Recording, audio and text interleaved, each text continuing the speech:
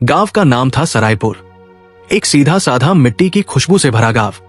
वही bus stand के पास एक छोटी सी टपरी थी, रामू चाय वाले की दुकान। सुबह की पहली किरण के साथ ही उसकी दुकान से चाय की खुशबू पूरे गांव में फैल जाती थी। रामू हर ग्राहक से मुस्कुराकर मिलता, चाहे कोई बूढ़ा किसान हो या स्कूल जाता बच्चा। उसके यहाँ चाय के साथ एक किस्सा भी मुफ्त में मिलता था। रामू की ईमानदारी और मीठे व्यवहार के सब कायल थे।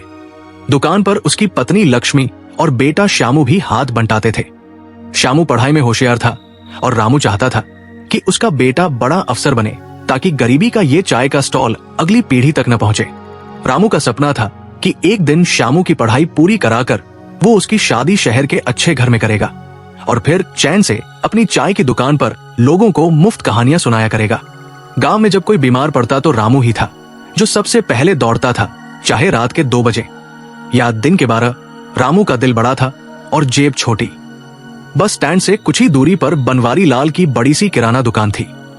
दुकान भरी रहती पर दिल खाली था। बनवारी केवल मुनाफा देखता। सड़ा तेल, घटिया दाल, नकली मसाले, जो भी पैसा बचाए वही सही। उसके पास माल तो बहुत था पर जमीर नहीं। बनवारी को रामू से जलन थी। वो सोचता, एक मामूली चाय वाला और इतना इज्जतदार, मैं इतने पैसे कमाता हूं फिर भी लोग मुझे शक की नजरों से देखते हैं। एक दिन गांव में खबर फैली कि सरायपुर में सरकारी अस्पताल बनने वाला है। जमीन खरीदने की होड़ मच गई।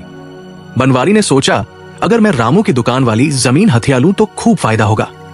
उसने कई बार रामू को धमकाया बहकाया, पैसे का लालच दिया, पर रामू हर बार मुस्कुराकर मना कर देता, भैया ये तो मेरे पेट की रोटी है, इसे कैसे छोड़ दूं। बनवारी ने एक चाल चली। उसने अपने बेटे गुड़िया को रामू के बेटे श्यामू से दोस्ती करने भेजा। धीरे धीरे गुड़िया ने श्यामू को महंगे मोबाइल, ब्रांडेड जूते और शहरी सपनों से भर दिया। श्यामू के मन में भी पैसे का कीड़ा कुलबुलाने लगा। श्यामू ने एक दिन बनवारी से कहा, अंकल मैं आपके साथ काम करना चाहता हूं, वहां ज्यादा पैसे हैं। रामू दुखी हुआ पर कुछ नहीं बोला। उसने बस इतना कहा, बेटा पैसा हाथ में चमकता है पर सच दिल में चमकता है, सोचकर फैसला लेना। श्यामू बनवारी की दुकान में काम करने लगा। अब वो घर देर से आता और बाप को ताना देता, आपकी चाय की दुकान से क्या होगा, जमाना बदल गया है बाबा। लक्ष्मी रोती पर रामू चुपचाप काम में लगा रहता। उसकी चाय में अब मिठास कम, आंखों में नमी ज्यादा थी। गांव में धीरे धीरे लोगों ने महसूस किया कि श्यामू बदल गया है। वो अब छोटे बच्चों को डांटता था, बूढ़ों को अनदेखा करता था और मां बाप से मुंह मोड़ने लगा था। लोग कहते थे पैसे ने इसकी आंखें बंद कर दी है। गांव के स्कूल के हेडमास्टर रमेश बाबू, जो रामू के पुराने दोस्त थे, उन्होंने एक दिन श्यामू को समझाया, बेटा जो चमकता है वो हमेशा सोना नहीं होता और जो माटी में होता है वो हमेशा बेकार नहीं होता। श्यामू मुस्कुराकर चला गया, पर उस रात वो बहुत बेचैन रहा। एक दिन बनवारी ने गांव में अफवाह फैला दी कि रामू की चाय में नशा मिलाया जा रहा है। पंचायत बैठी, सब गांव वाले जमा हुए। बनवारी ने नकली सबूत पेश किए। हरिराम जी ने पूछा, रामू तुम कुछ कहना चाहोगे? रामू ने कहा, मैंने कभी किसी को धोखा नहीं दिया।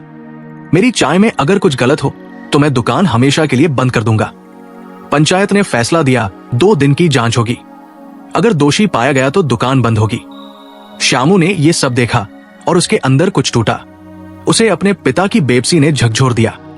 उसने खुद बनवारी के स्टोर में जाकर कैमरे से सब रिकॉर्ड किया, कैसे घटिया सामान बेचा जा रहा है, कैसे रामू के खिलाफ साजिश रची गई। 2 दिन बाद पंचायत में सबूत रखे गए। बनवारी की पोल खुल गई। हरिराम जी ने कहा, रामू की चाय सच्चाई की तरह साफ है और बनवारी तुम पर जुर्माना लगेगा गांव की भलाई के लिए। गांव वालों ने तालियां बजाई। श्यामू ने आकर रामू के पांव छुए और कहा, बाबा आप सही थे, अब मैं वही करूंगा जो आपके जैसा इंसान बनाता है। कुछ महीने बाद रामू की दुकान अब बड़ी हो गई थी, रामू टी स्टॉल। उसका नाम पूरे जिले में था। लोग दूर दूर से उसकी चाय पीने आते थे और उसके जीवन से प्रेरणा लेते थे। श्यामू अब खुद भी दुकान संभालने लगा था। उसने एक कोना बच्चों के लिए स्टोरी कॉर्नर बना दिया था, जहां रोज शाम को वो बच्चों को नैतिक कहानियां सुनाता। एक दिन गांव में एक प्रतियोगिता रखी गई, गांव की सबसे ईमानदार दुकान का पुरस्कार। हर कोई जानता था कि पुरस्कार किसे मिलेगा, पर फिर भी औपचारिकता निभानी थी। रामू की दुकान को पुरस्कार मिला और श्यामू को story teller of the year. पर एक दिन किसी ने देखा कि बनवारी लाल उसी दुकान पर चुपचाप चाय पी रहा था। वो झुका हुआ था, शर्मिंदा पर सुकून में।